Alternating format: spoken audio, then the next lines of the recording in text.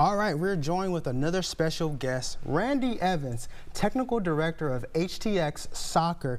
How have you been doing today, man? Been doing great. World Cup is almost here, so we are excited. Now, I got to put these stats out there because you are a part of Houston's #1 youth soccer organization. I got a list here. I got to make sure the people know this. 20 years in running, 9,000 members and counting of boys and girls ages 3 to 18. On top of that, #1 for both boys and girls divisions and college commits. What's the secret? The secret is you care about what you're doing with the kids, and you're in it to make a positive impact, and that just kind of, it grows and it grows, and it leads to more and more people coming.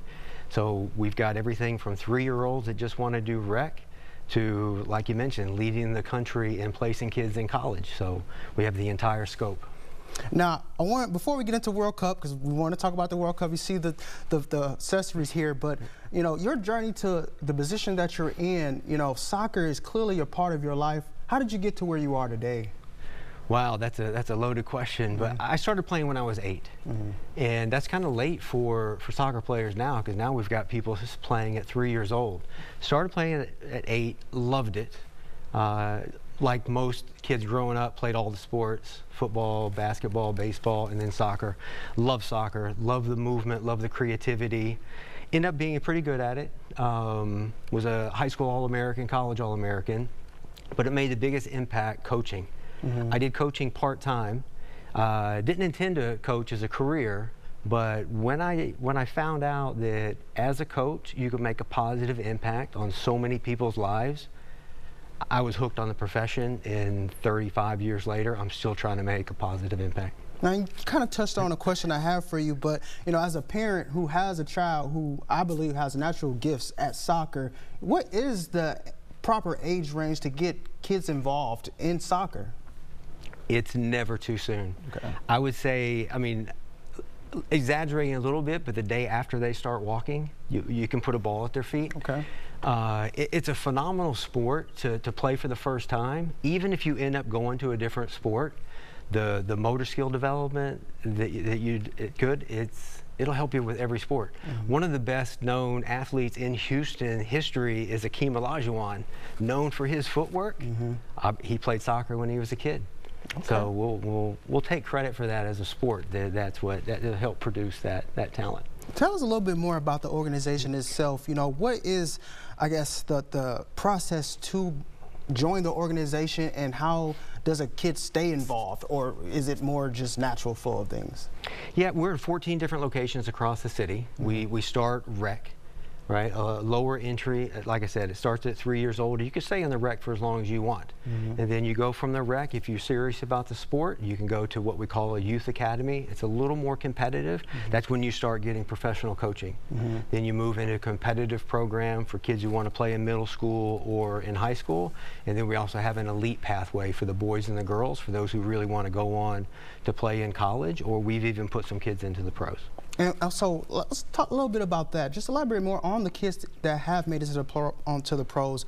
You know, what sets them apart from the kids that, you know, make it to a certain point and then go in a different direction? It obviously has to start with the talent and the ability to do that, and then it is a dedication and a passion. We can only do so much as a coach. We can only actually, to be honest, only take so much credit for the kids who really excel.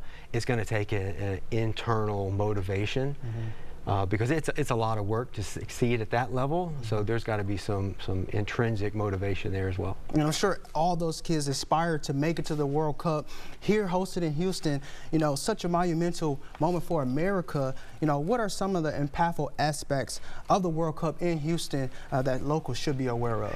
You know what most people are going to be completely amazed by? Not just Houstonians, but probably people across the entire country, Mexico and Canada as well.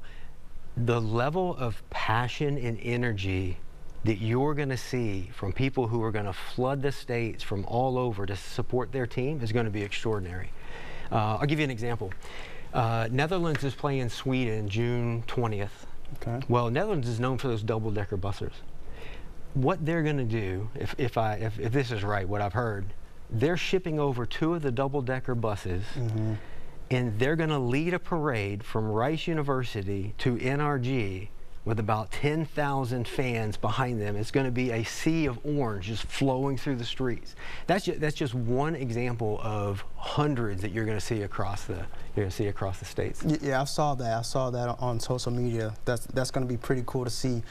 So, in continuation of that, what storylines are you looking forward to seeing and unfolding this year? Oh, there's so many to pick from. I think it starts with, we've got two legends of the sport that are going to be in their last World Cup. You've got Messi with Argentina, who most people feel like he cemented his legacy as the best player ever by leading Argentina to the last World Cup championship in 2022. So is there enough magic left in that left foot of his to win back-to-back titles for Argentina? So that's going to be an interesting storyline. You also have another legend, Ronaldo from Portugal, who is the all-time leading goal scorer in the history of the sport. Now, he's teamed up with Bruno Fernandes, who just set the assist record in the English Premier League. So can the two of them actually combine and give Portugal their very first title? That's going to be really interesting. And then you've got people at the peak of their career right now, Mbappe from France. Yeah. He led them to the final last year against Argentina. They lost in PKs. Can he lead them to one more win and get another championship for France? That's going to be really intriguing. Then you've got Captain Harry Kane, right? He's the captain of the England squad. If you don't know, England is a very proud country for soccer. And they last won the World Cup in 1966. I got a lot of friends from England that I work with, and they are all pretty optimistic that this is going to be their chance. And then obviously you're intrigued about the U.S. Right? We need the U.S. to have a great run in this World Cup. Yeah.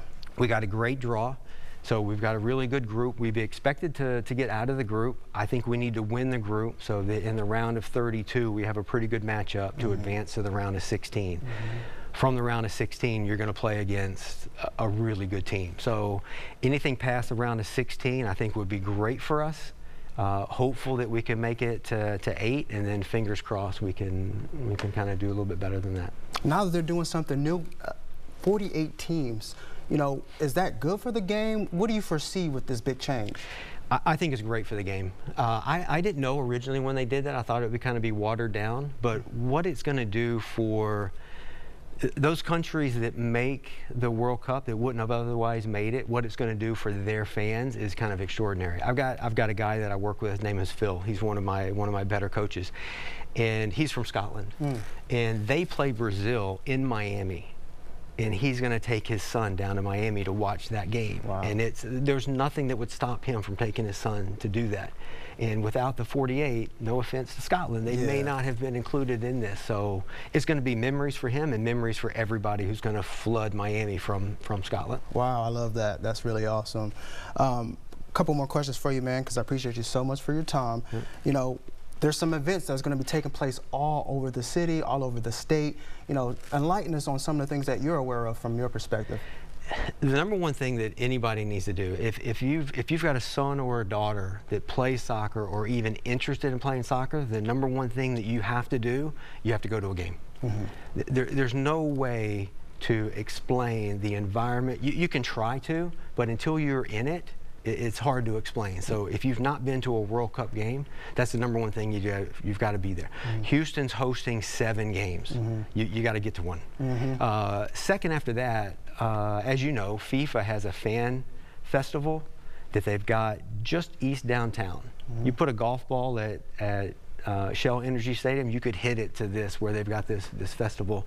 It's going to be phenomenal. Movie-sized screens to watch the game. There's going to be music, other entertainment, food. It's going to be a great environment. That's the second best thing to do, is if you can't be in the stadium, you need to be at the festival. Outside of that, there are watch parties happening all over. We as a club are hosting them all over the city as well, and that it's so much better from an environment to be at a watch party and just you can just feel the energy. I mean, so many people. The attendance attention is on every single pass. And the excitement, that would be the next best thing, is to go to a watch party. Awesome, awesome, man. A lot of intel, a lot of insight. Thank you so much for joining us today. And we'll definitely be locked in throughout the World Cup and beyond. I'm excited to see how this one unfolds. No, thank you. I appreciate it.